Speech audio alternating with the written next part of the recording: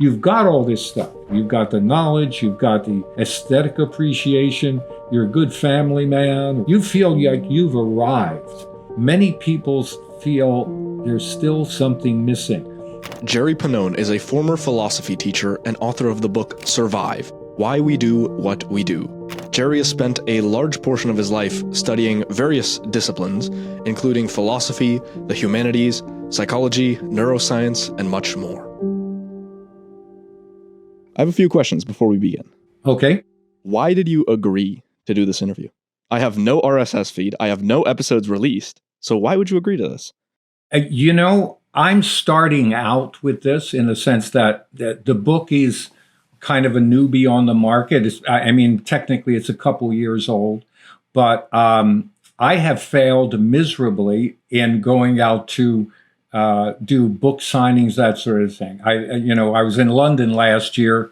The book publisher is out of Britain, and they own a bookstore. It's fairly famous, oldest bookstore in London that deals with New Age, psychic things, and psychology books. It's called Watkins Books, and a really quaint, beautiful shop. And so I sold a handful of books, and then I thought, well, I was inspired a little bit, and I went around to lots of independent bookstores in San Francisco, but with a nonfiction book and no name behind it in terms of, lots of letters plus notoriety, it was pretty much impossible to get book signings or talks. And so I realized that, number one, this was an old form of doing things, go into the bookstore and try to gather people. Even when you bring a half a dozen, that's not much. And so I began taking tips from younger folks who were all doing, podcasts and this kind of thing. I said, well, this makes a lot more sense. Even if there are only 4 or 5 people in the audience, it's better than going out dragging books around the place. And that's not even the point. The point of the book was the message in the book. If it gets out there, great. I don't care if I make a dime on the book, frankly.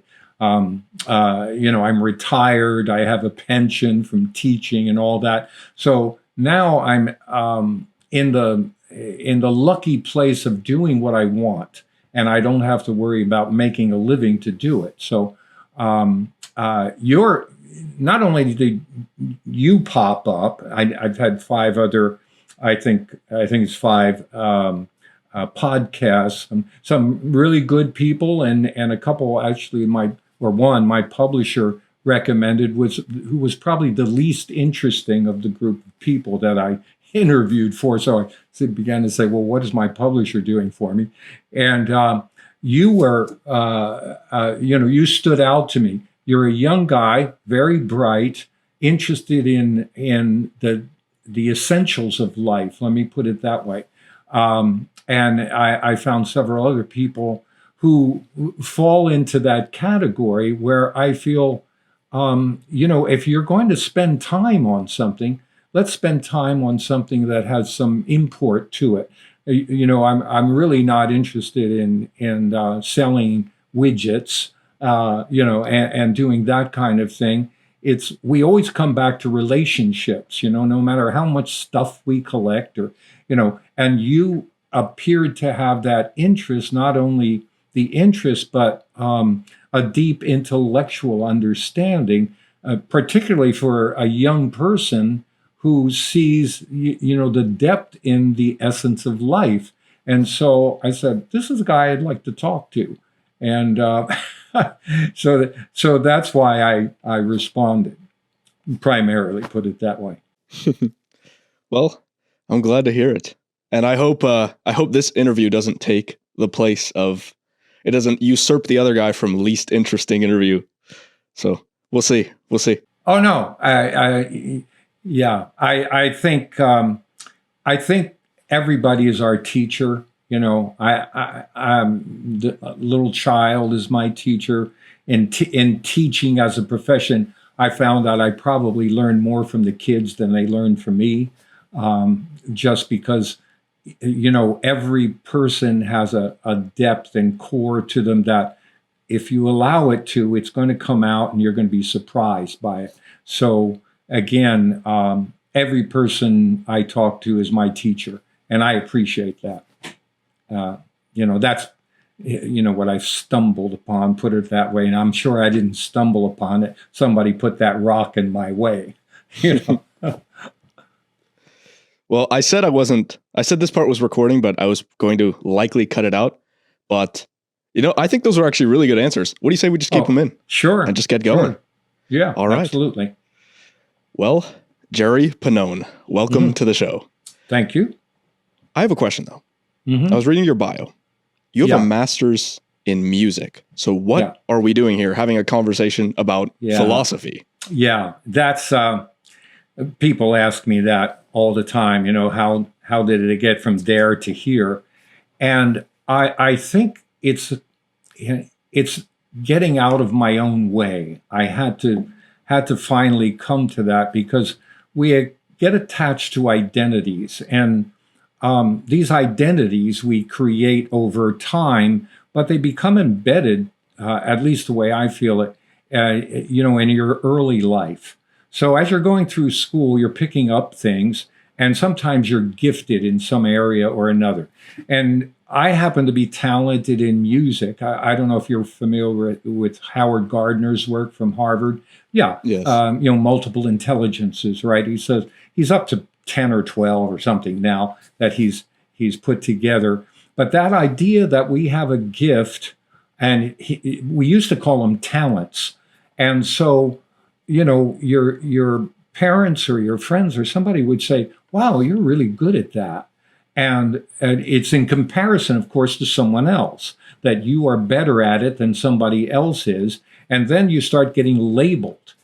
And we have little Johnny. He's a great baseball player. Wow, wait till the season comes out. You're going to see how well he really does in baseball, or whatever the subject happens to be, or the area of emphasis. And then we start very early on being identified with those particular things, or that particular thing, and that becomes the identity we take on. And so it can carry through our entire life. And I think especially with men, maybe from the old hunter-gatherer days of our ancestors, we were the best hunter. We were the best spear carrier, something, and we identified as that in the tribe. And we still do. I mean, that's something we still hold on to. And so at some point, though, we have to let things go. Not only material things, but these things we've collected as talent identification labels that we say we're good at this.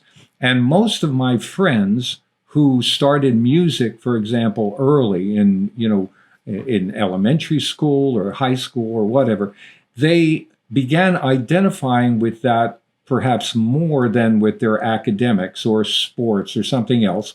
And this became, the way in which they gathered some kudos. So people would praise them for that. And everybody wants a pat on the head for something, right? And so if this began to shine, as it did with me, I began identifying with being a musician. And I held on to it, and it brought me a lot of kudos. And, it eventually brought me a profession. And so this concept of being a musician and a music teacher became my label. And all my friends were musicians and music teachers. Yes, I had some other friends, of course, but the main group were all in this clique. And so I found, even at the time when I retired, even though I had gathered other interests, the people I knew the most were all musicians. And believe me, on a break, when you're playing in a band and you have a break on the gig, you might be playing a nightclub, you might be playing a classical job or a wedding or whatever, the band gets together and they're talking about music. And I found, because I had gathered some other interests along the way, you might say, I found it boring. I said, wait, we just played a 45-minute set, and now here we are still talking about music. And I just found it constricting. And it's not to say, there aren't a lot of brilliant musicians who love other things, but the tendency in general is to stay with what you know because you're comfortable. It's a comfort zone you have created within this occupation or pursuit, and everybody talks about the same thing, and you feel you know something so you can contribute. But for me, I felt music introduced me to something special, but there were deeper things I had to investigate. Not just intellectually, that it was about philosophy per se, but at a feeling level. So for me, music introduced me to feelings I had never felt before. There was a depth of a bliss almost that comes into your playing or listening to or participating in music that I think it was Aldous Huxley said, next to silence, let's see how I go again. I'm sorry if I'm forgetting it. Absolutely. It's next to silence, music comes the closest to expressing the inexpressible. And I would think about that, and he's absolutely right. Within silence, there's a lot buried, right? There's meditation, there's deep thought, and there's also this ecstasy that you can reach. And music comes very close to that because you're not distorting any of it with words that will send you off in one direction or another through association. It's just pure sound. And that sound can be uplifting and joyful, or it could make you sad, do all kinds of things, but it's an immediate connection with your internal being. And that, just totally wrapped me up for many years. And then I found meditation. And meditation opened another door for me. It opened a deeper door. And through that, I was already studying psychology and philosophy as just an avocation, but I found a direct link with this deep sense of being.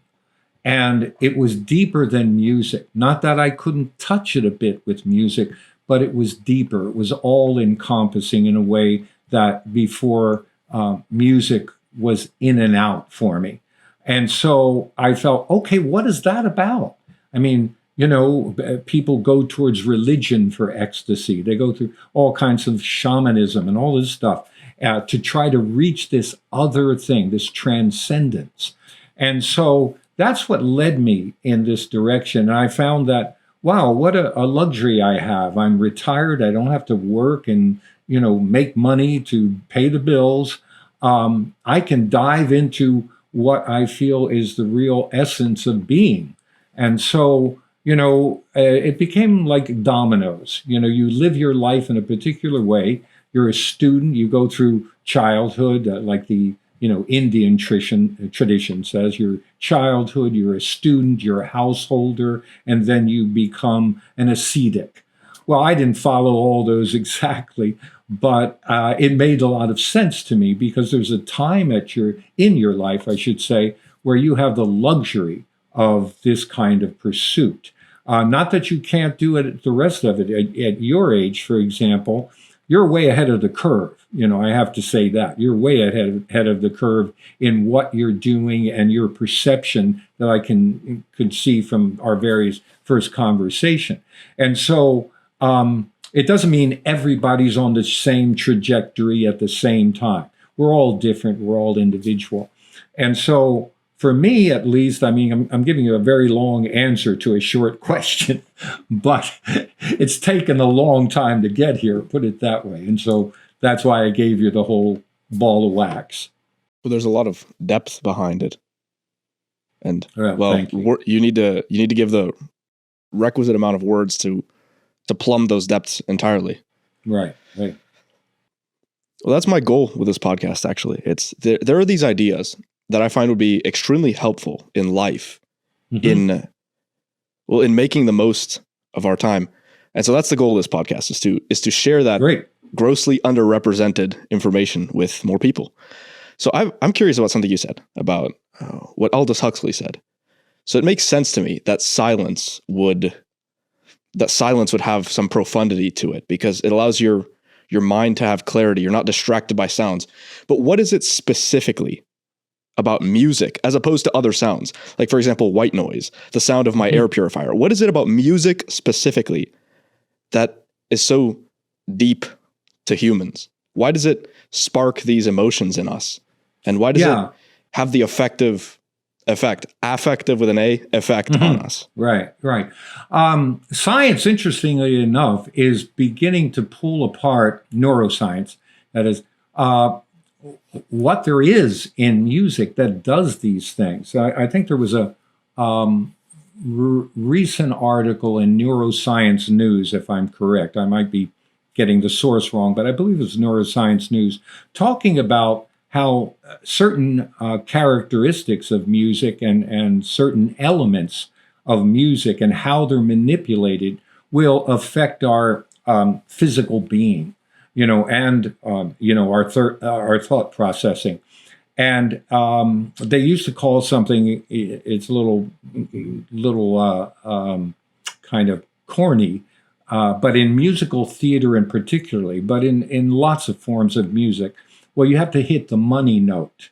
And the money note meant, if you've ever listened to Pavarotti, for example, he sings this excerpt from the opera Nessun Dorma, and it's become his signature piece. And it starts to go up in dynamic and range, and in a repetitive way. And it keeps repeating this phrase, and the orchestra gets bigger. In other words, they're adding elements to the orchestra every time it goes. And finally, he hits this high note where everybody in the audience is going, they take a big breath and they're lifted up. And that's called the money note. And that's the one that sells the albums. It's the one that gets people to say, did you hear that? Wow, this is fabulous. And they do it in musical theater all the time, where there's a special song that the heroine or hero sings, and it lifts everyone up. And you can't say, why did it do that? Only you might try to pull it apart. And in fact, now neuroscience is doing it in a physiological way, where it's showing what our synapses do when the person kind of rises up to hit this particular note, and how our emotions build with that rise. So there's a physiological component to psychological and maybe even metaphysical component to the thing that makes music special. And in another element, it could be rhythm. The mesmerizing aspect of a repetitive rhythm that gets people up to dance. And, in tribal societies, they go into a trance because of that repetition of the rhythm and what it does to our bodies and minds.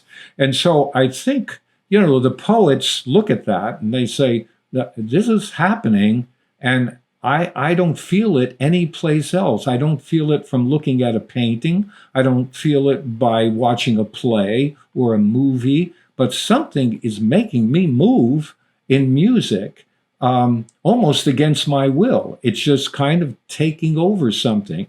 And I think Aldous Huxley's point was that if it becomes sophisticated enough in its manipulation of our being, in a way, it has the power to transform us in some way.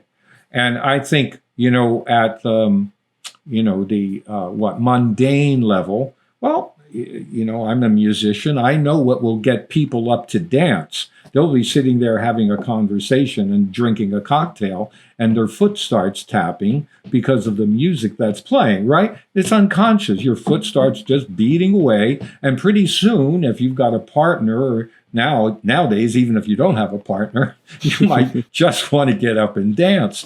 And so that's a subtle, I shouldn't say subtle. It's not subtle. It's kind of hitting you over the head.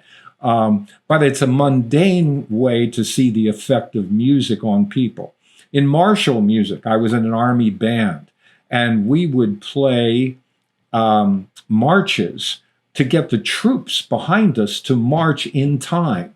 So it would be a certain beat. It was 120 beats per minute, and the director would look at his watch, making sure it's just that beat, because they figured out, probably back in the Roman times or before, that if you want troops to march, this is the best time, beats per second, to get them to march long distances.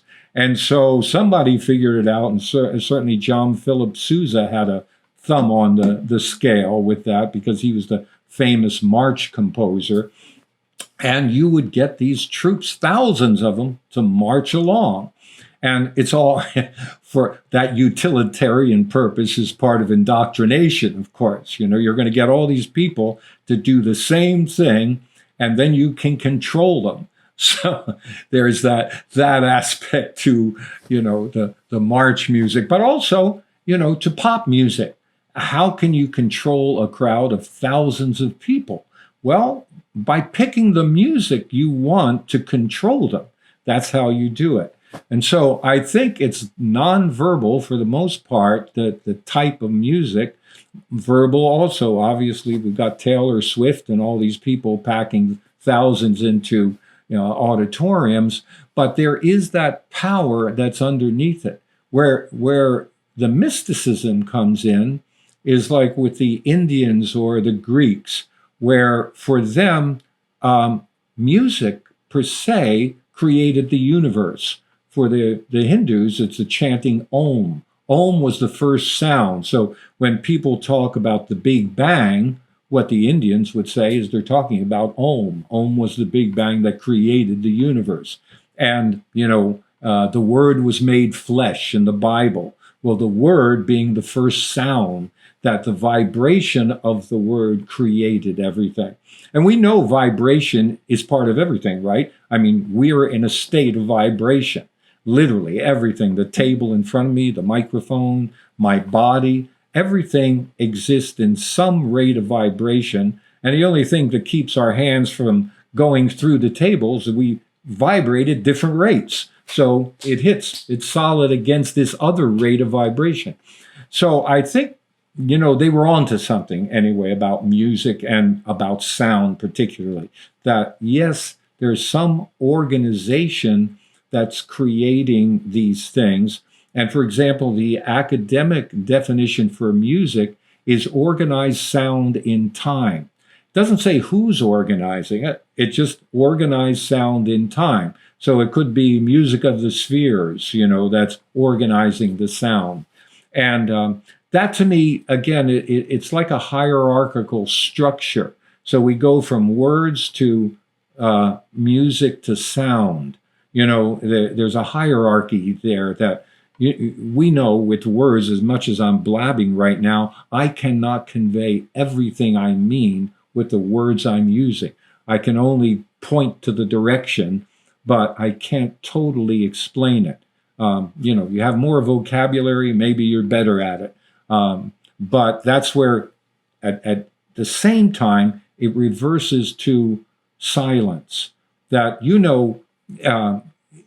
that there are people you can look in their eye and you've communicated something more important than you could say to them, or they've done that to you, right? I mean, there is this look that you can exchange with a person where nothing needs to be said. You've said it all in that look, and they've said it to you in that look. With the Hindu gurus, they call it darshan, just looking at the person, not saying a word. Who was it? Somerset Maugham did it in The Razor's Edge. He was hinting at this when, his character was in India with a guru, that the character just looked at him. And he, in fact, experienced it himself. I think that's where he got it from for the novel. And so there is that look that we can feel at some level by looking at a person, maybe a person we love, at a parent or a child or brother or sister, someone we deeply love, and there's just the look. I experienced it with a friend when I got out of the military. Childhood, we were together since we were 3 years old. I hadn't seen him in 10 years, I guess, and we just looked at each other, and everything was said in that look. And the minute I opened my mouth to say something, it dropped. That look and the feeling disappeared because I couldn't express my feeling for him. And, it just disappeared. There's absolutely something to that. Well, I'm sure you've heard the pop psychology study that communication is only 7% verbal. That's probably not entirely accurate. Yeah, right. But there's a lot to nonverbals. So, of course, there's the look, as you were talking about, eye contact. But there's also, are you familiar with Milton Erickson? He had this uncanny ability to read people's body language because I forget what happened to him, but essentially he ended up paralyzed. He couldn't move at all except his eyes. And so he gained this uncanny ability to read the body language of people around him. Wow. And then he ended up becoming a clinician and using that in his practice. He would analyze all kinds of things, the way people walked, their micro expressions, everything to gain a deep understanding. Wow. And it's amazing that we can run a lot of that completely unconsciously. Right. The fellow I first had an interview with, and now I'm losing his name, he did a study of facial expressions. In fact, he had a book. Was it Dan Hill? Dan Hill, yes. I had one of my first interviews with Dan Hill. And did the same type of thing, reading facial expressions. So, wow, great you knew that. I did my research. Okay, yeah. I was actually listening to that one this morning. Oh, okay, yeah. Yeah, very bright guy. And I think, that ability to do that, it can go in lots of directions, right? We can tell maybe if a person's lying. You can see their intention on their face. And it's a great skill, absolutely a great skill to have. I think my emphasis is on an inner feeling. We live in two worlds, in a sense, the world of our ego and the world of the spirit. And what's the difference between those two worlds? Okay, the difference is if you look at part of my book, the psychologists like Jane Lovinger and there's several others who have done ego development theories. And those theories trace our personality development, interchangeably using with ego development, from birth, sometimes before, prenatal, but essentially from birth to adulthood. And we start to take on aspects of our ego, and it starts to be refined as we grow and have experiences, become conditioned by our experiences. And it's the hardest thing to do is let go of the ego, because it reinforces everything we believe is important, and most of that's survival. How am I surviving in this world? And how do I enhance my survival? So as from the time we're little children, we're expanding that sense of ego from ourself, as Erich Fromm talks about, the psychologist, that it starts with primary narcissism. You can interchange ego and narcissism there.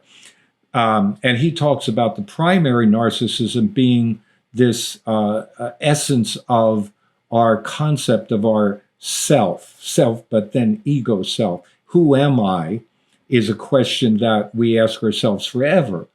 But at the very beginning stages of life, it's who is this physical being that we don't even know how to form that statement. All we know is we feel good, we don't feel good.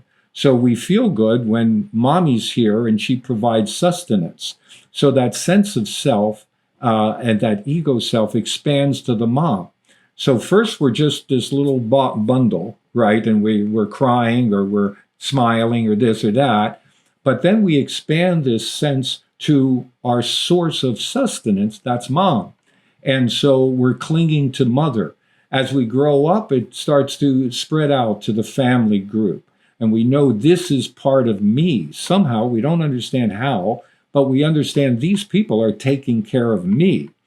And so as we get older, we start to have, ideas that are a little more sophisticated, expands to the group, maybe the neighborhood, maybe the church, the tribal arena or the tribal group becomes bigger and bigger. Pretty soon, then it goes to the school, the nation, the religion, and so on.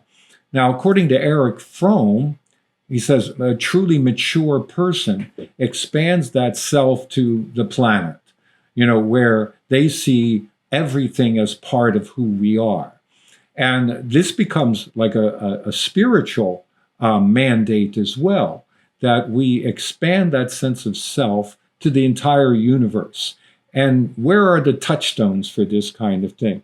Well, we know that, animals exhibit kin relationships. They know their mothers, fathers, their brothers, sisters. Chimpanzees have a whole, organizational hierarchy based on relationships. And so they've also developed things that we don't normally think or associate with chimpanzees or, primates other than, getting into the human area, reciprocity. So if you help another chimp, they feel an obligation to help you. And there's altruism.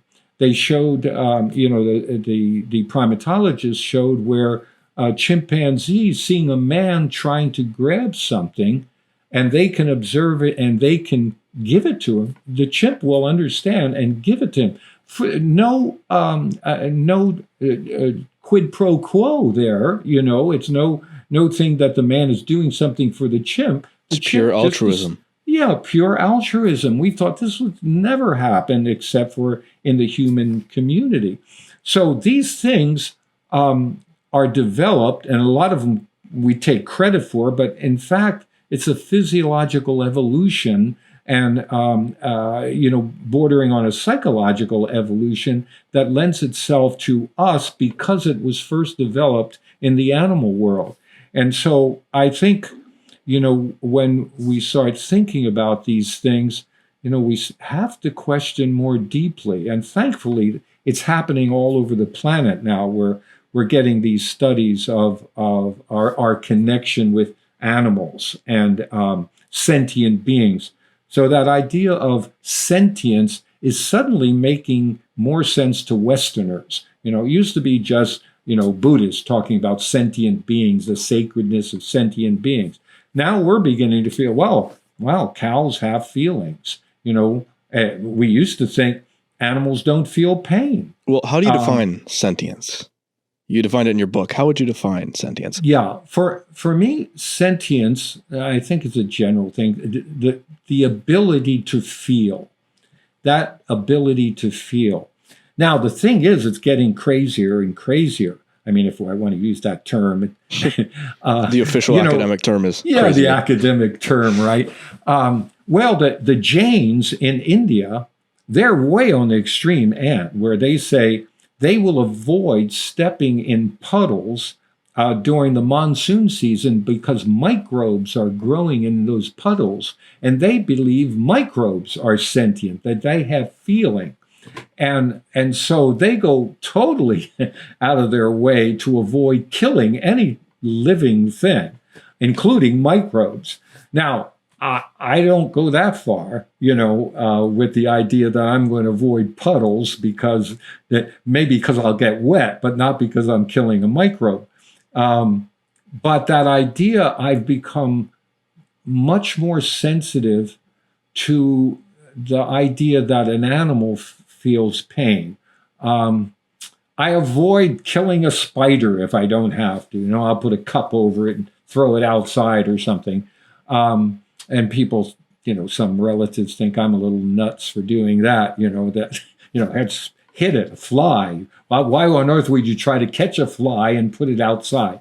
I have to admit, I'm getting a little buggy about literally about killing things. I'll still eat fish. I don't eat meat very much at all, but I'll still eat fish. And I think I think about that differently. Well, okay, for something to live, something has to die. There's no way around it. If it's a blade of grass that a cow is eating, the blade of grass is dying for the cow to survive. So something has to die for us to live. And there's an acceptance level of what is the boundary for us to make decisions about that. So, are we going to do like some folks, eat dogs, because that will sustain us? Or are we putting boundaries around certain animals that we're not going to eat because of a particular reason? Well, dogs are our best friend. How can you eat a dog? We have all sorts of rationalizations that we create, which may have some substance at some level of understanding. But the other idea is, well, if it's alive and it serves my purpose, then why shouldn't I eat it? And at that level of understanding, well, total omnivores, right? Anything that moves, I'll eat because it will sustain me. But if we are at a level of awareness where we say, I can see the connection, where is that connection? Well, for some people, it's, pretty much anything. With other people, we're going to cut off at primates. We're not going to eat gorillas. We're not going to eat chimpanzees or monkeys. But anything under that doesn't look like kind of a human, we're okay with. And so you gradually start going through this cornucopia of food sources, and say, no, I'm going to stop at this one. But doesn't that also connect to a concept of morality that if we're not going to eat a chimpanzee or something, is because it kind of looks like us in a weird way, right? That monkey or the chimp or the gorilla, it looks like us. And when we look into its eyes, we see something familiar. A frightening degree of similarity. Exactly. And so to the thought of eating that, no, I'm not going to do that just for me to stay alive. That's the other thing. Will I do anything for me to stay alive? Will I commit cannibalism for me to stay alive? And people have done it, of course, right? And so we have to ask ourselves those questions because sometimes we're put in the circumstance, and not like the Donner Party crossing, Sierras where they had to eat each other to survive after they died. At least they waited till they died, to do that. But could I do it? I don't know. I guess if I had a strong enough desire to live or felt there was some purpose in me living beyond this moment, I think both those two things would have to come together. That, I'm intended to do something, and this is the only way I'm going to be able to do it is to eat Joey, who froze to death over there. Maybe that is the reason enough for me to do that sort of thing. But I believe there has to be both things there, that I just need to live and there's a purpose upon, that I feel I'm necessary to fulfill in some way, shape, or form. For some people, it's only to stay alive, and they'll do anything to stay alive, including betray their mother in a concentration camp, anything for them to stay alive. But I think it comes back to a level of awareness. What is that level of awareness that we have? If it's strictly embodied in our physical being, our physiological being, if that's where our awareness is, we'll do anything to stay alive. But if you start moving up the ladder to a psychological state of awareness, then things start getting differentiated. And certainly, if it moves up then to a transcendent state of awareness, then lots of things become differentiated in that way. So yeah, it's definitely an interesting topic for sure. I have a question though. You came at this with a presupposition that killing sentient life is bad. Why is it bad? Why not just kill them? Well, let me back up a little bit. I would not use bad. I use a preference. Okay. Bad, puts a moral judgment on it, which I would not put on it. I would say that at your level of awareness, it's either good for you to do or not good for you to do. It could be ambiguous, which means you got to think about it. Okay. And that ambiguity is the beginning of another stage of awareness. Okay. It's not good or bad. I leave judgment out of the thing altogether. It's something that you feel for you is not the right thing to do. And that could be from a moral standpoint. It could be from a health standpoint. All kinds of reasons could be behind that. But you have come to that stage where you have to think about it. I mean, I'd never thought about eating steak when I was a kid or, even a young adult. No, I love steak, So, but I never looked into the eyes of a cow either. The steak came in a cellophane package on a refrigerator floor, where's the freezer section or the refrigerator section. And I didn't see a pig head. I didn't see a cow's head. But years ago, we did. If you walked into a butcher shop 60, 70 years ago, you would see a pig's head would be sitting there and you could buy it and cook that pig's head up and people would eat it. And then slowly, people found that the general population didn't like looking at a pig's head because you saw these beady eyes looking back at you. And there was something about that was disturbing. So we have to start to ask ourselves psychologically, what's disturbing about this? We kill these animals all the time. What is disturbing about it? I think it's because we see ourselves. The same way we see the chimpanzee, we see something of ourselves in those eyes. And so the thought of killing ourselves or something that looks like us in even the most obscure way becomes disturbing to us. And so for me, for example, I used to go hunting when I was a kid. Not a lot of people go hunting unless you're in the Midwest or the South or something. But I grew up in New Jersey and we all went hunting with these shotguns. I went on my uncle's farm. He had a farm and we would hunt rabbits and pheasant and, bring it home, clean it and eat it, gut the thing and all that business. Well, one day, I think I was 17, my cousin and I went hunting and I shot this rabbit. Now, you have to think about this. I had a 12 gauge shotgun. The shell on that's like that round with, 50 BBs in it. And you shoot a rabbit and it gets loaded with these pellets. And you have to pick through them if you want to eat the thing anyway. Well, I hit it near the neck and it cut half his neck off. Now, it was still alive though. And you're not going to shoot it with another shotgun shell. So what you do is pick up the rabbit by the hind legs and give it a rabbit punch or twist its neck, right? You hit it on the back of the head. Well, I picked the rabbit up and it's pouring blood and I hit it with my hand on the back of his head and his head fell off. Now, I'm holding this rabbit and it's pouring blood out of it and I'm looking at my shotgun and the rabbit. And in my head, I'm thinking, I just blew apart the Easter Bunny with a cannon. Suddenly, my moral sense went into the ground.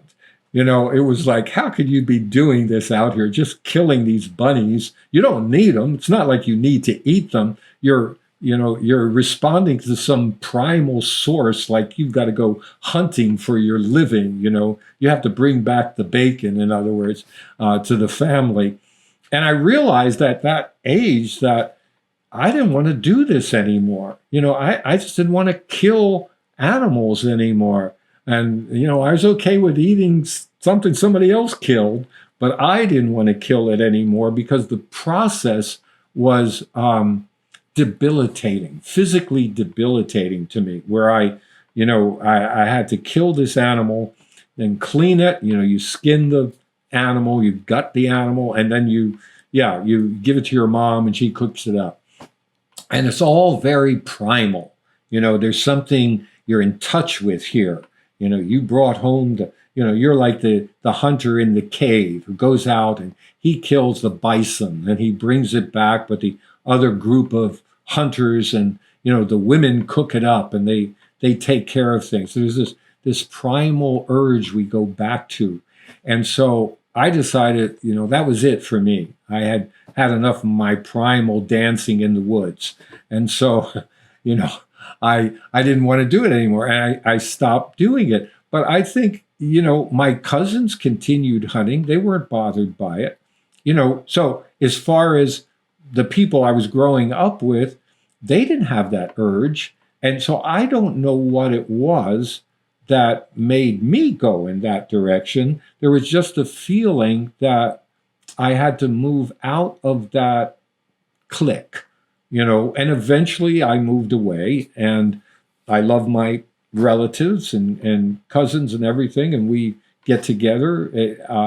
But, we've gone in different directions. And for me, you may have experienced it already with friends. There's, groups of friends, and you have a lot in common to begin with. But then gradually, your life takes a different course. And, you still like your friends, but, they want to go out and hang out and do this kind of thing. And you're saying, well, you know what? I really feel I need to do something else. And they might even resent it. Why? And you have to think about why they resent it. If you leave the group, that gives them a little feeling that maybe you're trying to be better or you're trying to do something else but leave them behind. And if that's the case, they have to question themselves. And this is why groups stick together and create entities that reinforce one another, because they don't want to be left behind. And the group reinforces who their identity is in that time. Not that you can't do anything good or wonderful within the group. You can, absolutely can. But for the person who says, I understand this is the direction you want to go into, God bless you, whatever, but I need to go over here.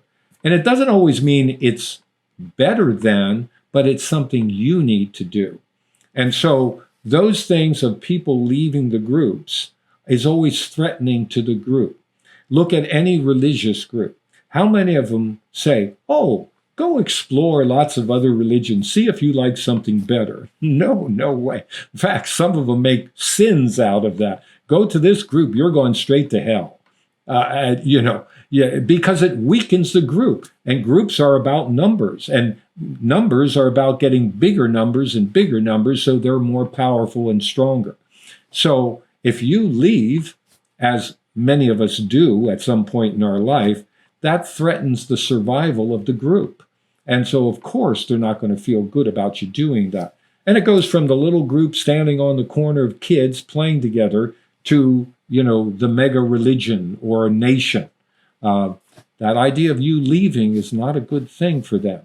That's my biggest problem with religions and then ideologies and just groups in general. It's two things. Right. It's dogma, thou shalt not question, and then tribalism, right. Thou shalt not identify with another group. And I think those two, they're kind of like the death knells of rationality. If above seeking truth and above rationality, you place identification with a group and or dogma, the inability to question, well, I think it's easy to manipulate someone in that place. Absolutely. Yeah. And no, it's very true.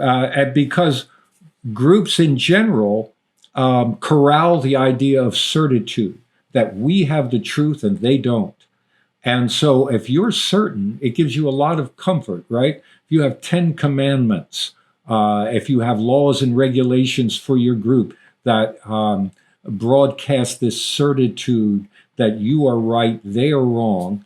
And certitude is the enemy of rationality, because you don't examine it. Oftentimes, it's just a dictum from on high that you have to believe. Well, even Buddha said, don't take my word for it. Experience it for yourself. Look at the thing for it. If you find it to be true, then you can follow it. If you don't find it to be true, don't pay any attention to it, even if it comes from an authority figure that you happen to respect. But examine it. See if it works in your life. And then you can adopt it. But don't just accept all of these regulations and laws at a certain level of understanding. We need laws, right? We can't say, oh, drive any way you like, go through a red light if you want to. No, there are basic laws that we have to use functioning in a society that has a varied degree of levels of understanding. So we put traffic laws out, we put laws about crime, those things that basically hold larger and larger societies together. Now, if you had 15 enlightened people in one little group, you don't have to say much at all, right? About law. They know better than to cross the street in the middle of traffic or to drive through a red. They all, automatically know that. They're not going to steal from you because they care about you. So this is a level of awareness that we don't find society-wide because we live in a large society. But in our smaller groups, we have an expectation of that level of understanding, whether it's your friends or whatever group it's in. But the larger the group, the more the rules. That's a basic sort of dictum, you might say. Even in my own teaching, I had small groups. I would have small classes, and I didn't have to put up a whole bunch of rules for the class. We understood, what's expected. Few little expectations that they turn papers in by a certain date, unless there was a valid reason why it couldn't be turned in. I would be understanding of that. And they would know that they wouldn't lie to me about it. It was just something happened where they couldn't get the paper in on time. I would be understanding. But when you have a group of 200, then here's the due date, June 14th. This is the date for that exam to be in. The professor very seldom, he announces it very early. So if you're late on it, he's not going to be very understanding about it. Maybe some will, but oftentimes they won't be because the group is so large, he doesn't have the time or the patience to be understanding with 200 people, many of whom would take advantage of him. That's just a fact. And so, the larger the group, the more the rules, right? And that's what we're stuck with, having large societies. But, it's okay. We can function within the confines of that. I want to go back to a topic you addressed earlier, this idea of transcendence. Well, transcendence, by definition, is to transcend something. Right. What is it that we are transcending? Okay. In my book, I use Maslow's hierarchy of needs, of human needs. And he starts with the basic needs, the fundamental needs. And the first one, of course, is physiological needs. We need food, we need shelter, goes up to we need protection. Then above that, we need love between our people in our particular group. Then there's a level of esteem. So this is where we start to hit the higher needs. And I call them all survival needs because, the basic physiological survival means we're staying alive because we have food and shelter, essentially. That keeps us alive at a physiological level. We need safety, which means we also need people to care for us if we get hurt, right? So that's part of the safety need, or we will die. Then we move up to concern for one another. We need love of some form, even if it's in the most basic caring way that our mother feeds us. We need that level of love, right? And concern. And it's instinctual, of course. We have it as animals because that's the only way we're going to survive and continue. So then we have esteem, according to Maslow. And for esteem, we have to be good at something. In other words, nobody's going to pat you on the head just because you are alive. You know, it takes more than that, other than your mom, you know, or your father, right? So you have to show that you're good at something. You actually can contribute. So it's the first stage of contribution to the larger group, where you're shown, or you show the group, that you're capable. And that ability to be capable has to have reinforcement. And so what reinforces it is the esteem of other people.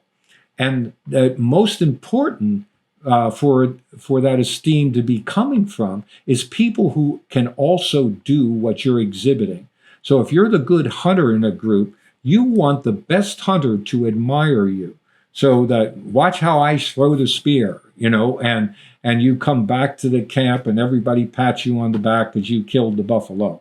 And the head hunter says, he did it just like I did it, you know.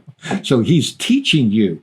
You gain esteem from his acceptance. And that could go all the way up through Wall Street. You know, you're the protege of some big banker, and he's patting you on the head because you did it his way and you made a lot of money for the company. So there's your esteem coming through. And it could be artistic, it could be academic, you know, in the academic realm where you write a beautiful paper, you wrote a book, whatever, people appreciate what you've done. And so after that, you go up to knowledge and understanding. And that's people respect you for your knowledge. Because look at our own hierarchy of professions. We could say we've made a lot of money, but the intellectuals say, so what? Lots of people make money. Do you have my understanding? Do you have my intelligence? Do you have my level of wisdom? And so we have this next level of hierarchy.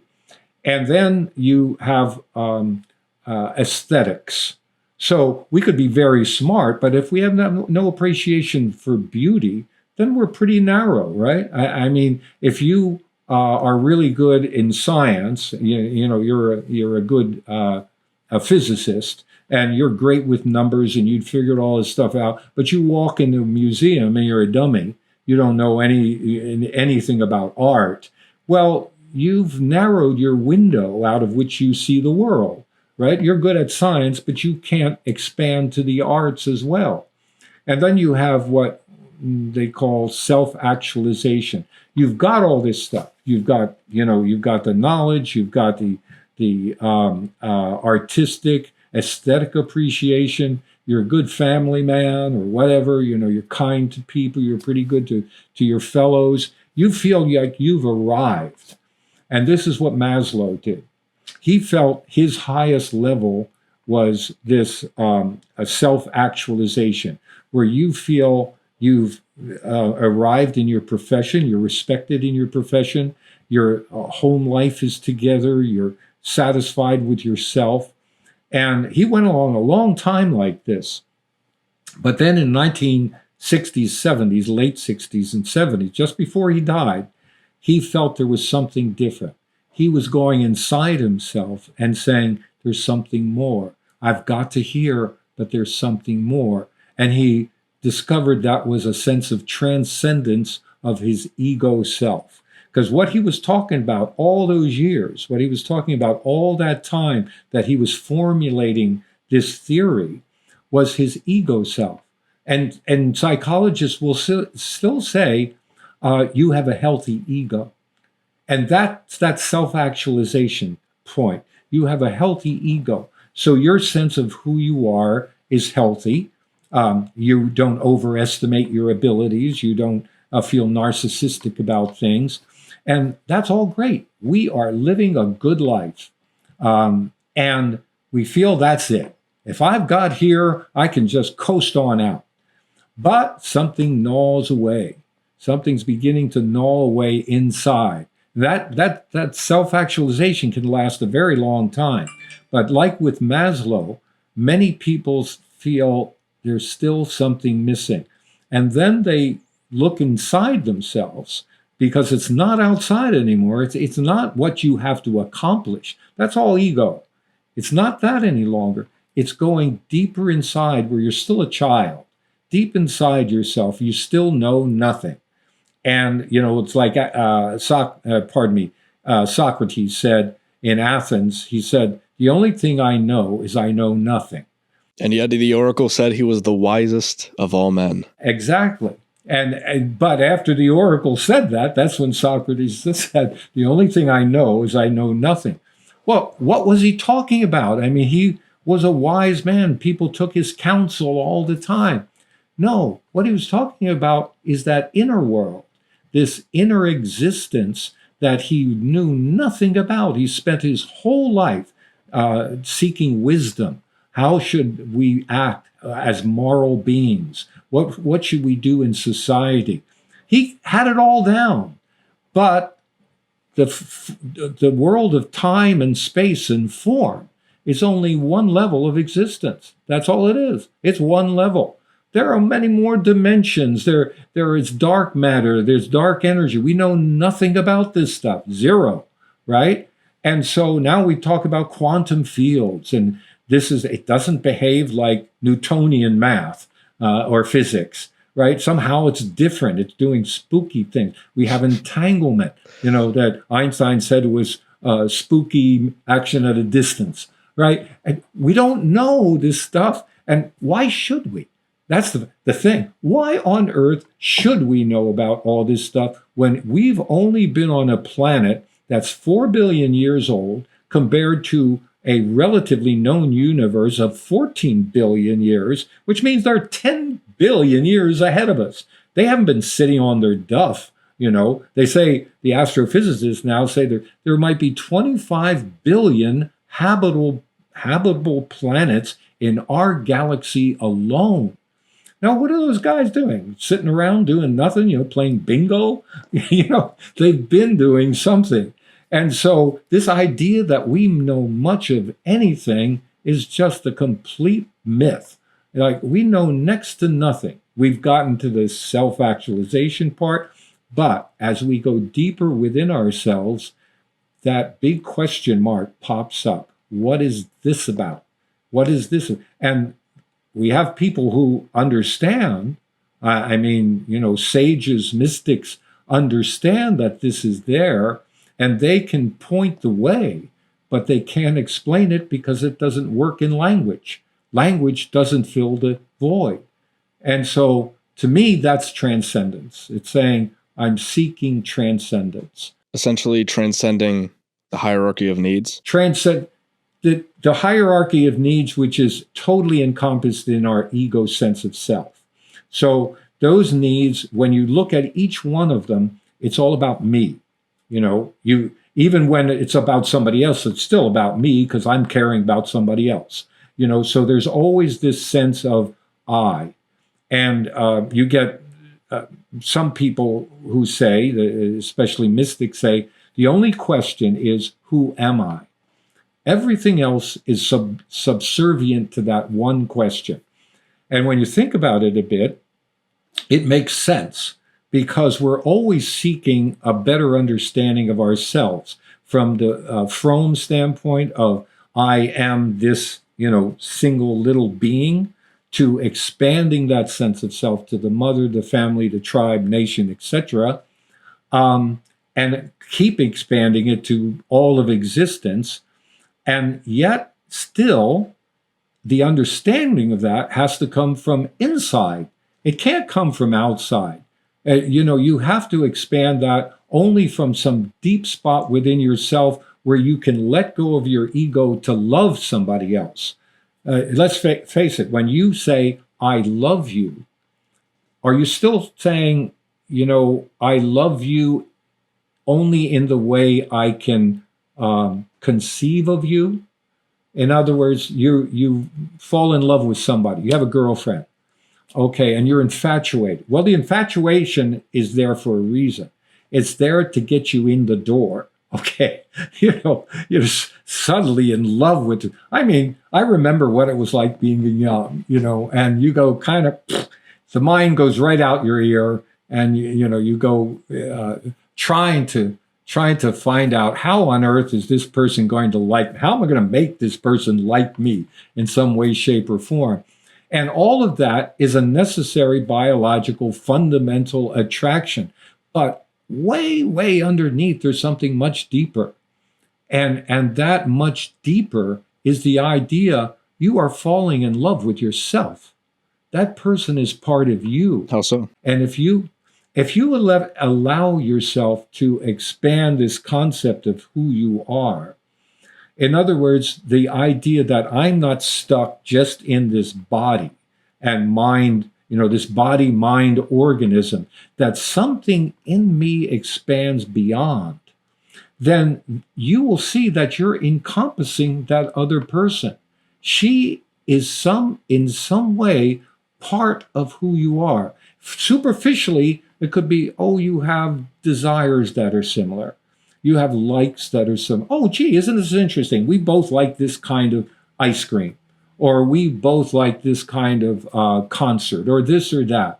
And it's a little bit of a superficial way of something we are alike in some way.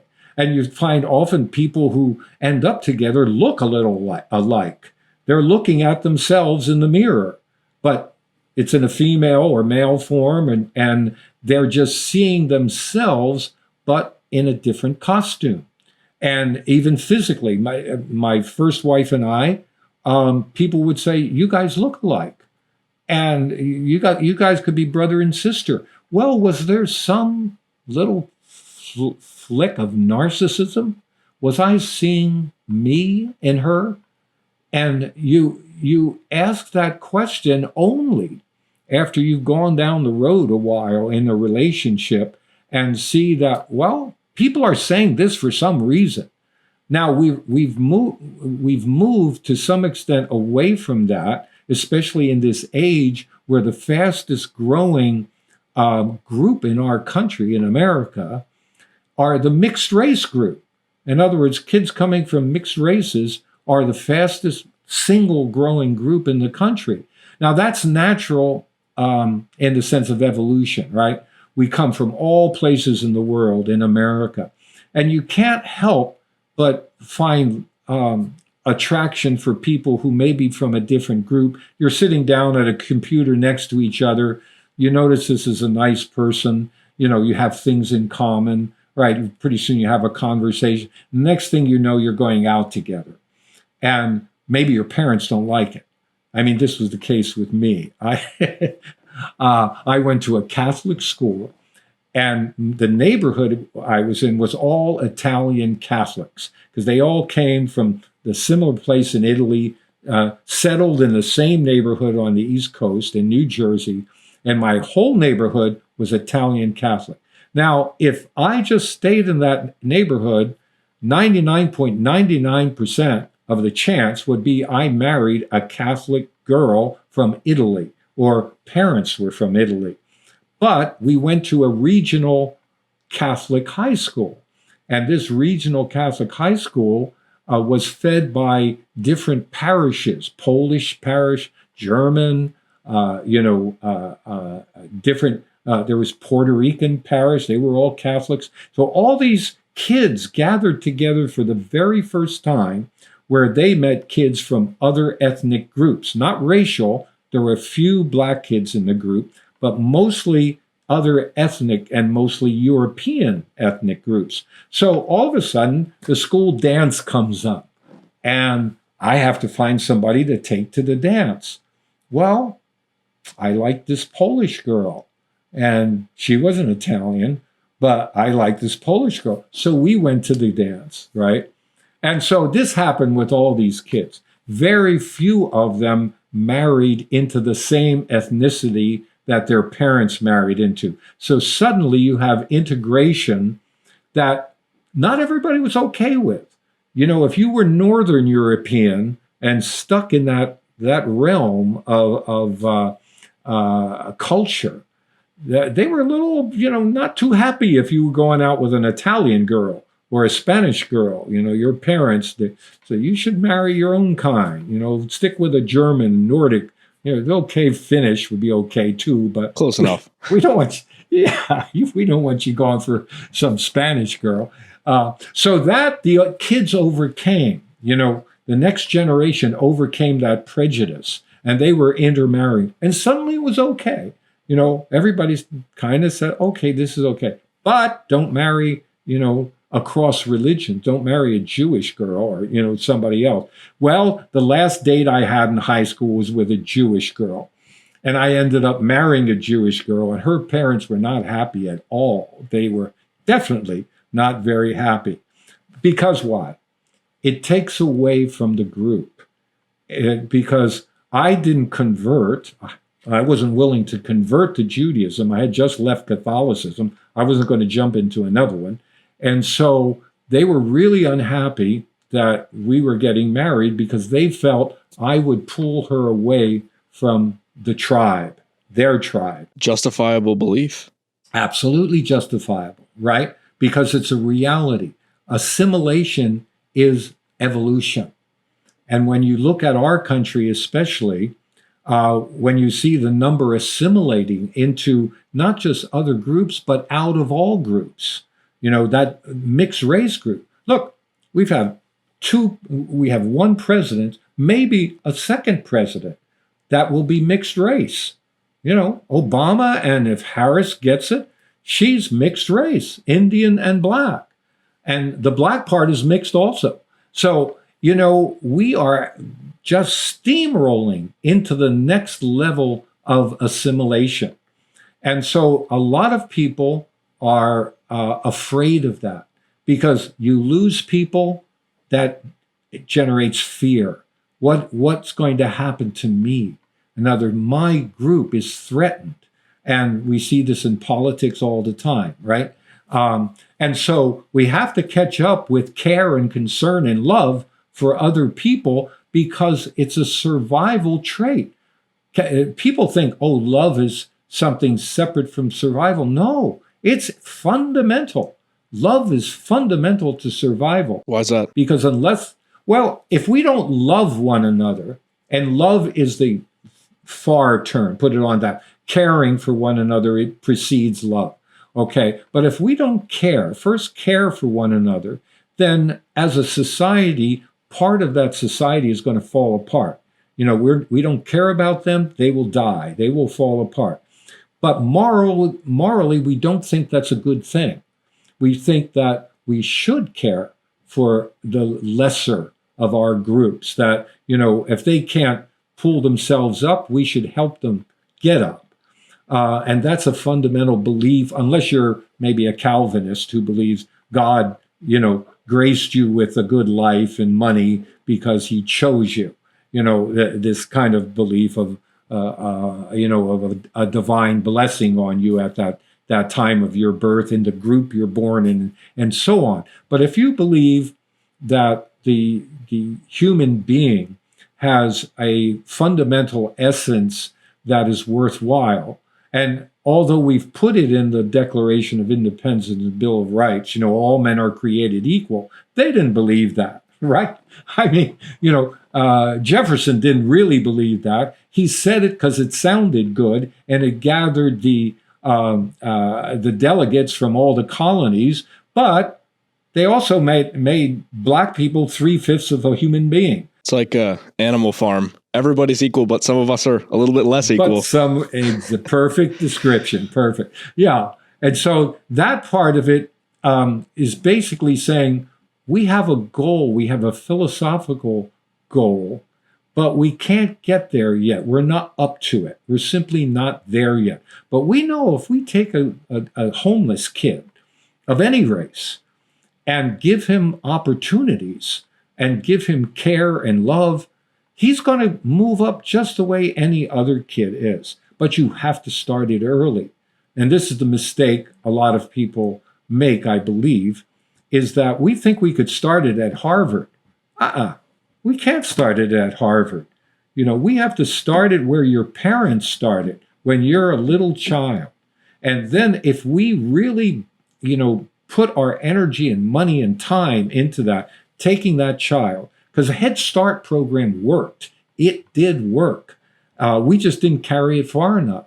And if you're familiar with New York and the Harlem Children's Zone in New York, started by Jeffrey Canada, and his goal was to bring these ghetto kids up as far as he could and put as much money into as he needed to. So what he did was go into the preschools in Harlem, in a I think 10 block area originally, and take those kids and have their parents agree that they would read to the kids, and they had a whole program where these kids would get all the benefits. They had to put more money into it than the public schools were, of course, but they had aides giving them extra help to overcome the deficiencies in their community that did not give them the help. And they sent them to school all the way through high school with those same parameters, helping those kids. They all, well, all too big a word, but like 95% go off to good colleges on their own, not with affirmative action grants. They go on their own testing, do extremely well. Their own merit. And their own merit. And this is the problem we have, right? It's like, why are people opposed to these general concepts of affirmative action? Because they're saying they're not doing it on their own merit, not like anybody ever does. You're not good enough, so we have to help you. Exactly. And so that goes against this American ethic. You're pulling yourself up by your own bootstraps. Guess what? Nobody does. This is the biggest myth of all time, that somehow we're pulling ourselves up by our own bootstraps. Look at what I point out in my book is what Robert Sapolsky does in Behave, his major thesis on behavior, where he shows Michael Phelps as an example. Michael Phelps has like arms that go on forever, right? He's double jointed in his feet. He has short legs, so he doesn't have a lot of drag in the water. Huge chest, long torso. He's built like a fish. And then on top of all those natural gifts he was given, he's got parents who were super supportive and an indomitable drive to win. And so when you combine all that, you're saying, well, okay, he had all the props to do what he wanted to do, right? He had the body. How do I go out and buy this body to be a great swimmer? Can't do it.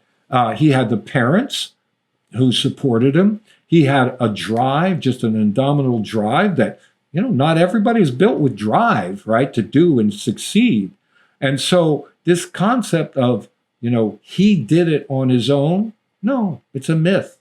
And if you take away those other props, if you take away the body, if you take away the drive, take away the parents, where the hell's he going to be when it comes to being in a water racing these people, right? So that Sapolsky basically pushes that through all aspects of life, including the brain.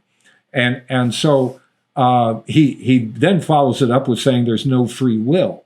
Because if you have all that, where's the free will coming from? And he goes, of course, into neurosciences, the synapses in the brain development, prefrontal cortex developing last, most criminals showing a diminishment in their prefrontal cortex. So when you add all this stuff up and you see that, this concept of blame and praise, because he gets upset with himself because I don't know how to think about this. I do a good lecture and I like people coming up to me saying, "Oh, professor, that was really excellent lecture." And he says, then I realized really I had nothing to do with it. It just happened to come through me. Then he doesn't know how to feel about himself. And he doesn't know how, the world will figure it out without free will, because we've depended on it for thousands of years to guide us. For merit and blame, this idea that, okay, you did something wrong, you're going to jail, or you broke the law and you're a bad person. First of all, we love to criticize and we love to be superior. That's number one. That's back to the ego, right? I wouldn't do such a thing. And we're horrendous judges of ourselves. I forget the study, but there's one I forget the exact numbers, but it was something along the order of 70 to 80% of people saw themselves as above average in morality, which if you know anything about mathematics, that doesn't exactly work. That's in Sapolsky's book too. It's in Sapolsky's book? It's in his book, Behave. And the moral judgment about ourselves, how we see ourselves. And but again, it goes back to this better than, this ego-driven identity we have. And the quote I think I love is this Nisargadatta Maharaj. His name is, he's a guru, died many years ago, but he wrote a book called I Am That, and it's basically the who am I question, and the title is I Am That. Well, what is that? Then you can take that and jump to the Old Testament and the idea that you could, not like the Old Testament, but there's some interesting things there, right? So Moses is asking God at the burning bush, and this is all symbolic, right? He asks at the burning bush because God tells him to take his people out of Egypt. And Moses says, well, who am I? Nobody's going to listen to me, and he says, who shall I say sent me? And God says, tell them I sent you. And he says, but yeah, what do you mean? He says, who are you? And he says, I am that I am. He doesn't say I'm Lord God Jehovah, maker of heaven and earth. I am that I am. So Nisargadatta says, I am that. So what again is that? It's everything. There is nothing that is not God. And so this sense that you are God or you are everything, your consciousness is connected with everything. Not you are the ego individual you perceive yourself as. You are way beyond this. The metaphor used often is a wave on the ocean. Picture yourself as this wave, and you're an individual and you're moving along, but you also blend back into the ocean. So you are the individual, but you are the ocean. So who is your true self? The true self, you're both, but you're not conscious of being both. You're conscious of being the wave, but your true consciousness is that of the ocean. The waves change. And just like Shakespeare says in As You Like It, he says, all the world's a stage and we're players upon it. And we have our entrances and exit. The wave exits, it enters. And we play, in our time, we play many parts. So, right now you're Nicholas. And at another time, you are somebody else.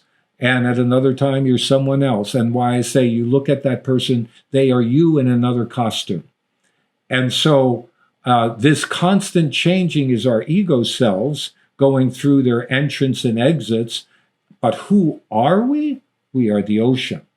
And so that realization really finally settles at transcendence. We become that at transcendence. Now, to keep it, that's another story. That's why they talk about enlightenment. Enlightenment is essentially keeping that consciousness and our daily consciousness, this body, mind, for as long as it lasts, but being both places at the same time. Why can't we express that fully? Because language doesn't allow it. The Buddhists say, for example, the last illusion is knowledge. So we would like the knowledge, we crave it, right? We want the knowledge of this stuff. And it doesn't allow us to, because just like a shovel is not a bulldozer, our knowledge is not consciousness in totality.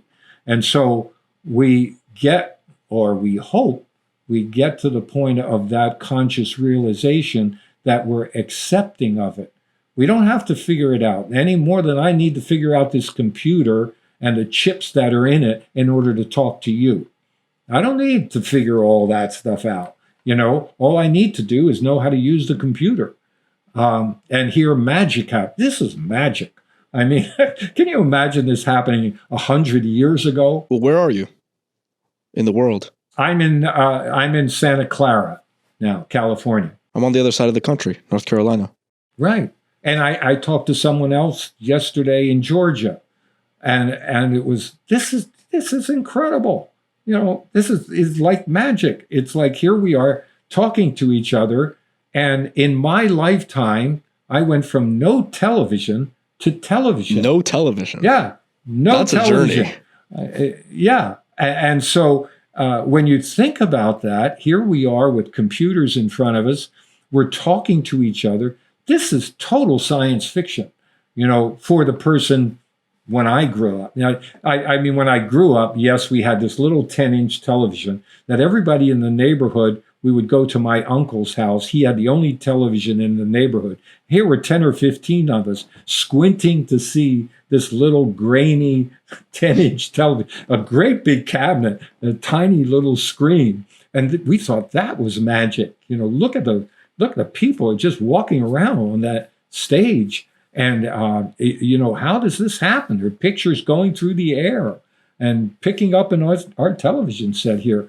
So, you know, but just as at that time, nobody had to know how the television worked to use it. Today, I don't have to know how the computer works to turn it on and, you know, us talk, right? We don't need to know that level of specificity. And when it comes to consciousness, we don't have to know how all the dimensions in existence work or all the universes that might exist to be fully conscious of the essence of what we are. And so that part of it is where there are parallels and things we don't need to know to be that awake. You know, of course, we're not going to know all the specifics of the mechanics of existence. No, we won't. That's not our job. You know, as a being, it's not it any more than the wave has to know how the ocean works. It becomes the ocean, but it doesn't have to know how every specific thing works. I don't know how my body works, frankly. I know it needs food and water and, you know, stuff, but I can't tell you how every cell in my body is working. I was hoping we'd get to this part of the conversation because I heard you talk about oneness and consciousness with somebody else. Yeah. I forget who it was, but I wanted to come here in our discussion because this is where you lost me in the book. So I follow with the evolutionary ideas, makes sense. Same with the psychological ideas. But you say we are a wave in an ocean. How, what basis do we have to assume this is the case? The only basis you have is an experiential one, which you have to do on your own. And this is the hard one, okay? For me, I didn't know what I was talking about when I was 20 years old. No clue. I knew about music. I knew I felt really good playing music, and there was something about it that I felt better playing than doing anything else, just about anything else. I felt better, and it had something to do with inside me and only was triggered by something outside, the sounds and putting together sounds, but it affected something inside. And so, you know, as I grew, I, you know, developed that concept more, and I started learning from people, and they would start talking about drugs, you know, and psychedelics and this stuff. And at parallel with that, they were talking about meditation and what that was. And so I tried the drugs, you know, and I grew up in the 60s right on Haight Street in San Francisco.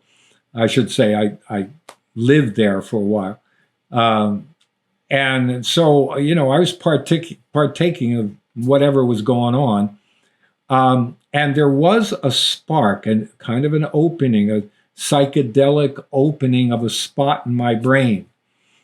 And I felt this weird sense of connection, this oneness with everybody, almost like I could see the fibers in my tendons connecting with things. And this, you know, was the weirdest feeling, but I didn't feel a sense of me anymore. It was like everything was me. It was all part of me. People walking around, things were part of me.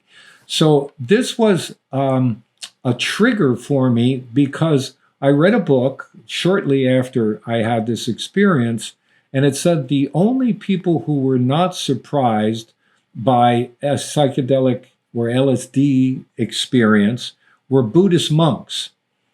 And I thought, well, what are they doing that they're not surprised? Because this kind of blew me away. And I started studying about meditation. And so I got involved in that, a little bit at a time, 5 minutes. And sometimes I just got tired. I didn't understand what I was supposed to get out of this thing. But as it began to practice it with more of a regimen and habit, I started to go a little deeper into myself. And as it got deeper, I started to see the little sparks kind of thing that reminded me a little bit about this, psychedelic experience. And I could see from those little sparks, I'll call them, that there was a tremendous amount of depth to go into if I had the patience and I had, the energy to just sit with it and not get distracted by thoughts of this, thoughts of that, but rather just let them go through my mind, not fight them because that gives them energy.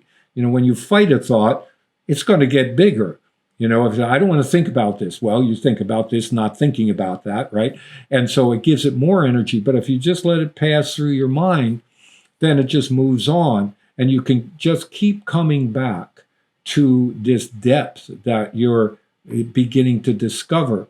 And at one point, after, some time of doing it, I found that I had this same sense that I had from this psychedelic experience through meditation, but it was more peaceful. It wasn't all scattered all over the place. It wasn't just like seeing things like a machine gun and, things moving quickly. It was, I could feel that oneness and connection with everything without a disturbance. And later I had read by, this guru, he said, yeah, drugs can get to, open a door for you, but it's not like unlocking the door. It's like forcing it open.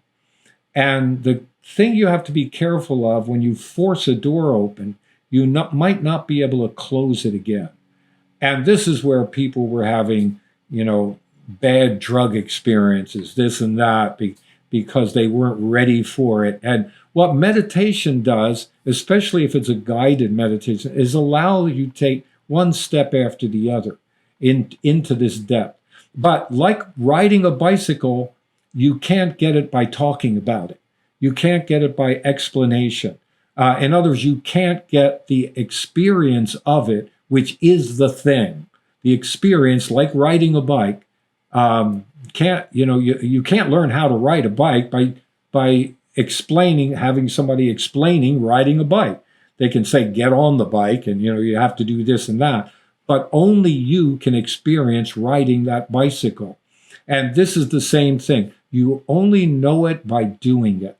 It's an experiential learning, like anything else where the knowing of it comes from experience. You can't tell a 5-year-old about sex. Their body isn't up to experience it. And so when it comes to anything, that takes the experiential reality to understand, you have to actually go through that experience. And that's why, to me, the concept of enlightenment is so rare.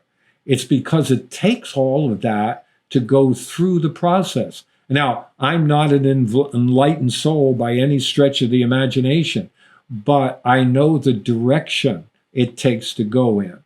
So that much now in my life I know. And then it depends on, how much am I pushing it? How much is coming into my life? There is something called spontaneous spiritual awakening. And that, is something you don't do on your own. It just knocks you over. It's the metaphor of St. Paul getting knocked off his horse going to Damascus. And God says to him, "Why do you persecute me?" Well, he didn't really get knocked off his horse. This was a spiritual experience he had, and he saw the infinite, and he had a confrontation with himself.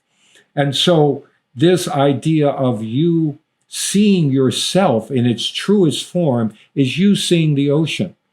And you can do that. You can get to a point where you see yourself as existence, all consciousness. It can come in those two ways. You can work towards it and go through these levels, or you can be, some people would call it blessed, by being kind of bowled over by this spiritual experience. It happened to this Nisargadatta, happened to Eckhart Tolle. It's happened to many people. I shouldn't say many because it's relative, but it happened to many spiritually oriented folks. But it doesn't happen to everybody. And why it happens to some, not others, I don't have a clue, other than that's their destiny, I would say. That's what they were meant to do and meant to have. But often with those people, they're out to lunch for a year or more, where they're so blown away by this expansion of their consciousness, they can't function. And it takes a very long time to assimilate the experience and be able to then function in life, because they become kind of a basket case. And Eckhart Tolle says that about himself. He sat on a bench for practically 2 years trying to figure it out. How is he going to function in this body after having his mind blown that way? And so, like I say, it's an experiential knowing, and it can happen in these two ways. But I'm not anxious to get my mind blown and sit on a park bench for a couple of years. So I'm perfectly content going along the way I am. If that's enlightenment, why not? Why don't you want it? When I was young and your age, I did. There's an adventure about youth, right? I mean, the world is stretched before you. I just turned 80. And the adventure is there, but not with the same fire in the belly. I love the concept of the adventure of life as a whole. But I don't have to get there right now. I have a wonderful wife, family, and I'm a little bit attached to that, maybe a lot attached to that. And the idea that, I would have a mind-blowing experience in that particular way. Because most of these guys have it in their youth, not in their old age. Most of them have it when they're young. And I believe, and it's my supposition, I have no proof, I believe that they have a lifetime to absorb the experience and then teach it, and then teach to others. Their service to other people is wrapped up in their enlightenment. So they can talk with authority at a very high level because they've experienced the spectrum themselves. For the rest of us who are more in my shoes, I guess, that idea that stepwise, going a step at a time, is somehow in our destiny, in our karmic scheme of things, or whatever anybody wants to call it. I don't see that I've had a particular choice, but rather that I've been guided in this way. Some people are supposed to be nuclear physicists. Some people are supposed to be, academics. Others are supposed to be artists because that's their talent. What do you mean supposed to be? I'm supposed to be what I am right now, whatever that is. Without free will, is that not inevitable? Yes, absolutely. And that's why it's supposed to be, because there's no free will, right? So the supposed to be is manifest in the fact that I am what I'm supposed to be, not because of my choice, but because of an inevitability, which allowed me to think for a long time I was making choices. But now I realize I'm not making a damn choice. I'm not making the choice to have chocolate rather than vanilla ice cream. In fact, Sapolsky points this out in his second book on Determined. Yeah. The taste buds in on your tongue are determining what ice cream you like better. So this goes from your tongue to your brain. It's a synaptic connection. And you're grabbing for that chocolate. And somebody says, well, why don't you like vanilla? I don't know. I'm just choosing chocolate. No, these are choosing chocolate. And, this idea that you've debated over this thing is ridiculous. Any more than you're picking a blue shirt rather than a red shirt. It's like I realize it's a blue shirt. I thought when I looked in my closet, I said, what shirt shall I wear? The first thought that came into my head was my wife says, you look better in blue. Wear the blue. She didn't say it today. She said it some other time. And she said, well, this matches your eyes. Wear the blue shirt. And so in the back of my head, this little prompter said, grab the blue shirt.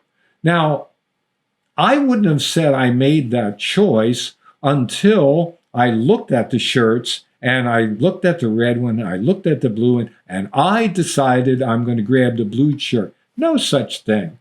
I saw the blue shirt, I just grabbed it.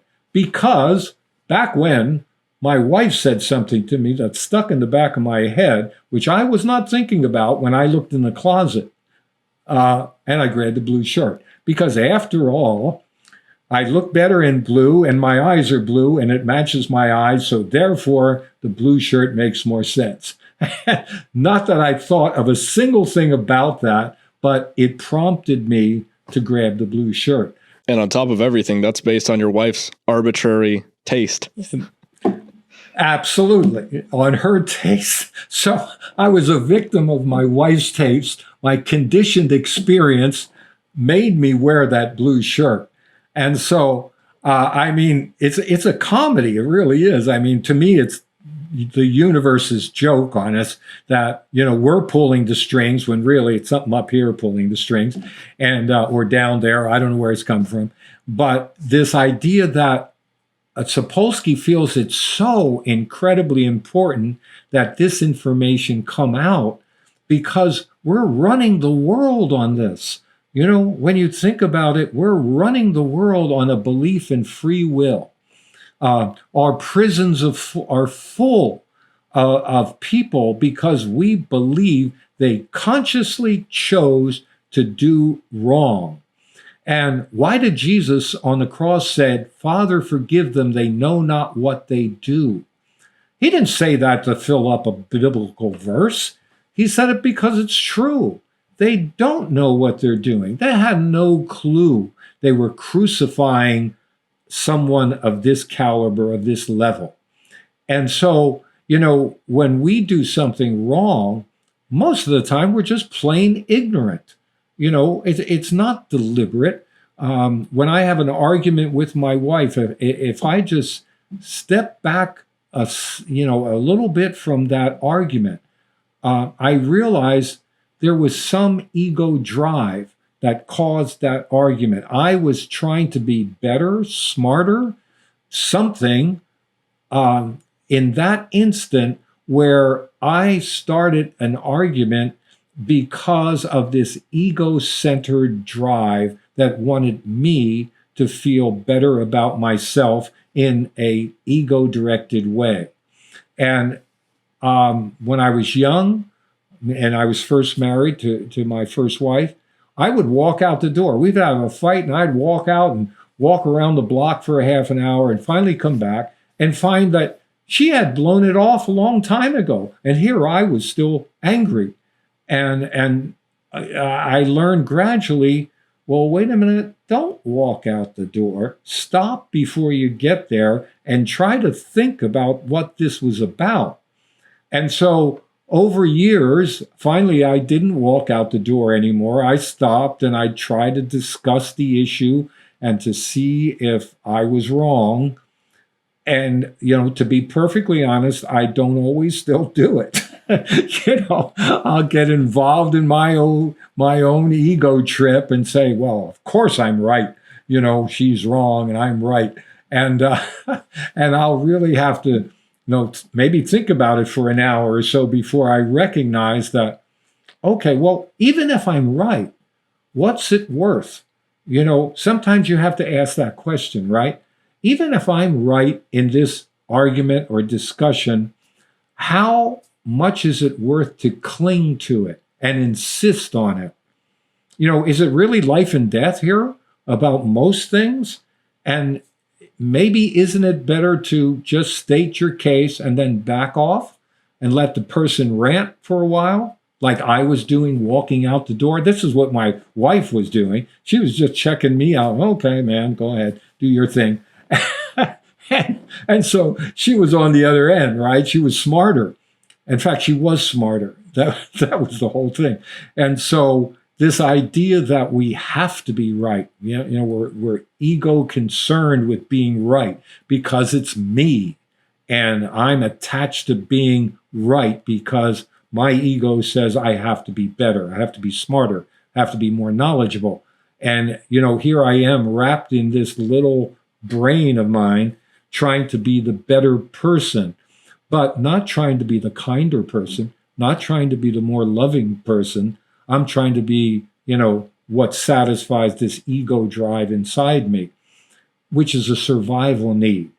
Okay, that survival to be better, to be smarter, to be stronger, all those things come back to fundamental survival. And so why is transcendence more important in the end? Because it transcends the survival need and transcends or transforms that survival need into this transcendent realization. So that's why, we have the straight line of ego development to transcendence, because you have to go through ego development because it's necessary for survival to then, on the far end, arrive at transcendence. It's a natural progression, and it's why we don't have free will. And I want to correct it a little bit. The only time we have free will is when we arrive at transcendence and become the conscious awareness of everything. That's when we have free will, because we know the whole game. We're part of the whole game. We are the whole game. And that's when we arrive at it. But until that point, it's all, Pinocchio. I think that's an excellent place to wrap up, because we have been going almost 2 hours. Interestingly, wow. I wanted this to be a spontaneous conversation because that's more of like an exploration type thing. And you never know what surprises are going to come from that. I did write a few questions in advance. I wrote 16 just in case. Mm-hmm. And we got to 2. We just went in all over the place. So there we go. I absolutely would like to have another conversation with you. I'd like to get to morality next time, deeper into morality. Oh, yeah. You taught ethics, didn't you? I did, just for a couple of years, because after I retired from music, I went back to the school to teach for free, an ethics class and a critical thinking class. And I did that for a couple of years. I really loved it. The kids enjoyed it. But I didn't have a credential in it. So it was a public school, and they said, even though the kids got credit, they liked it, I didn't have a credential, so I was going to have to stop doing it. And actually, I was kind of upset because I really liked doing it. The kids loved the class. But, you can't see what's next for you. You're a young guy. You're going to have a lot of next in your life. There'll be a next this, next that. And the ability to let go of what you have and accept what's next, accept the letting go and accepting what's next, even when you don't know what's next, is a virtue to be able to do that. And I wasn't quite there when they told me, well, you're not going to be able to do this anymore. So I got a little upset over the thing. But then the pandemic hit and I couldn't teach anyway. And I decided to write a book, or something decided that I write a book. And I wouldn't have had the time to do that if I was teaching. So the what next came up for me was very good. And I gradually learned to accept that was what was meant to be. That was supposed to happen. Because at 80, I don't have a lot of time to go teaching or do other things. I've only got so much sand left in the hourglass. So you have to do what the best thing for you is to do. And you don't always know it, of course, until it pops up. I actually want to talk a little bit about that before we go. I want to read a quote from you that I have here. You posted this on Facebook. Time. When we're young, we seem to have all the time in the world. As we age, time becomes more and more fleeting. The one thing we can accomplish, even in our last moments, is to be more awake and more aware than we were a moment before. And I have a question from that. Right. What would you tell your younger self so that he could be more awake and aware, so that he could make more of that limited time? Yeah. The person wwho interviewed me yesterday, that was their last question. Dang it. I thought it was original. I didn't hear that one. Well, I quoted the same thing in my book, question that a reporter asked Willie Nelson, the country singer, on his 80th birthday. And Willie said to the reporter, to my younger 19-year-old self, I would just say, just shut up. And this is what I told this person yesterday. And I still say it today to myself when I have the presence of mind, put it that way. Because sometimes the most important thing you could say is nothing. And if I'm receiving something, it's probably what I should be doing or should be saying or should be feeling. And if I'm talking, I'm not going to get it. It's going to pass me right by. And so I think not that we shouldn't talk, not that we shouldn't, communicate at a certain place and all that, but there's a necessity for it, absolutely. But silence, meaning silence in yourself, that you look for the answer inside, that's the most important place you could go to find out the information you need, can only happen in silence. It can't happen if you're, chatting away. Can't happen if you're interested in a conversation with someone else. And so as you losing time and you're getting older, there's not many clock ticks left for you in this world. That ability to be quiet with yourself and only speak when you need to, that's a beautiful thing if you can get there, because what you're doing is communicating with your deepest self for the most amount of time you're capable of. In other words, that sense that, and you know it, you're a young person, but I know you've experienced this. You've been in circumstances where the best thing you could do in the circumstance is say nothing. And so when you get to that point, you're in connection with a deeper voice that's saying, don't let this get chatty and start to try and talk somebody into something, or be above this person because you're smarter than they are. Allow them to speak. Allow yourself to listen, because right in this moment, they're your teacher. And you need to least listen to your teacher. And everybody on the planet that we come in contact with is our teacher. And so I feel like I haven't learned that enough. Maybe I'll be around long enough to learn it. I hope so. That, you're my teacher.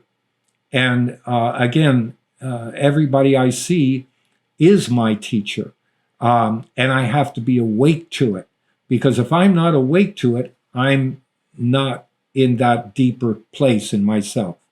It doesn't mean you can't have fun, you can't laugh, you can't enjoy life. It just means take a second and listen.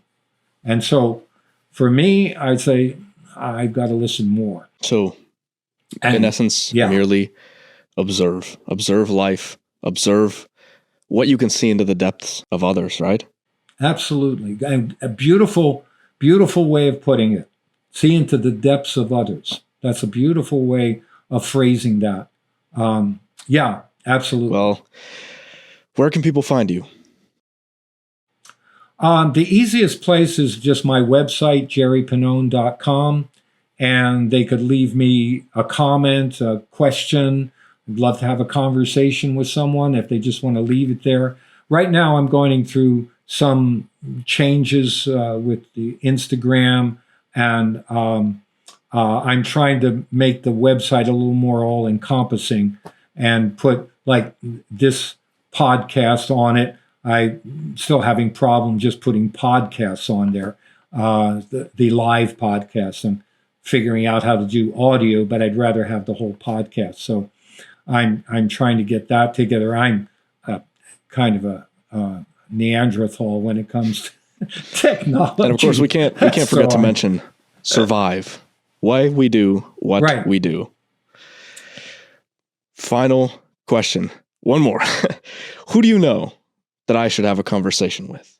Scholars, scientists, psychologists, philosophers? Yeah. If you could, have a conversation with somebody like Robert Sapolsky. Oh, I'd love to. That's one of my goals. Yeah. I tried just an email, but didn't go anywhere. So he's so popular right now. And he's an atheist. But the reasons why he's an atheist, my personal feeling is they fall way short of his scientific ability. Because I feel that they're wrapped up in an emotional perception rather than even his level of scientific perception, which he doesn't apply to spirituality. And I feel it's because of the way he was raised in particular. I'm sure you would argue the same thing. Yeah, I mean, we are always rebelling against our upbringing in one way, shape, or form. There's always something wrong. And, if it just wasn't that, I'd be better off.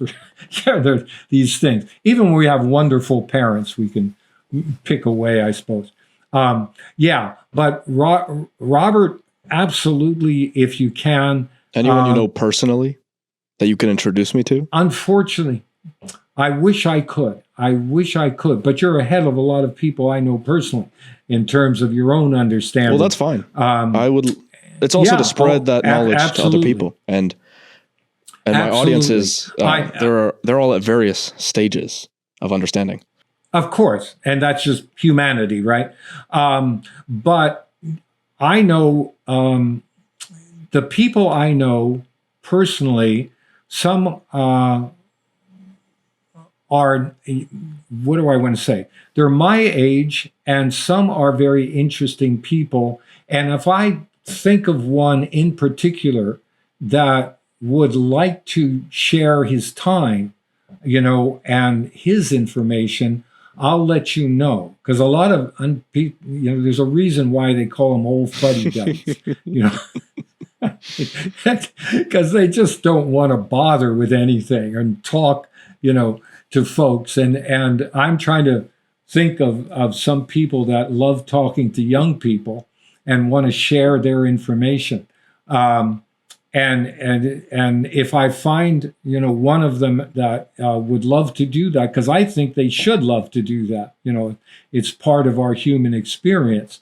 But I want to pin that person down first, and then I would be happy to introduce you. Thank you very much. And thank you very much for coming on the show, Jerry. Thanks, Nicholas. I really do appreciate it. Very much so. If you like this episode, I think you'll really like one of these 2 episodes here.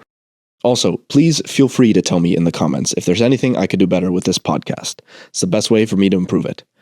Finally, I'd appreciate it if you subscribed and hit the bell icon, because that gives this podcast more credibility and helps me to have more interesting guests on the show.